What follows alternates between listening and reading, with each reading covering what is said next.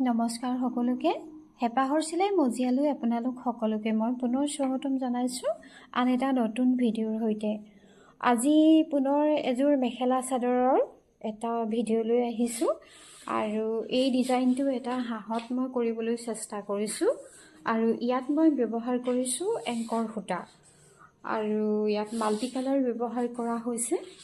ইয়াত চেইন চিলাই, ৰানিং এনেদৰে কেইবাটাও চিলাই আপোনাৰ ব্যৱহাৰ কৰিছোঁ আৰু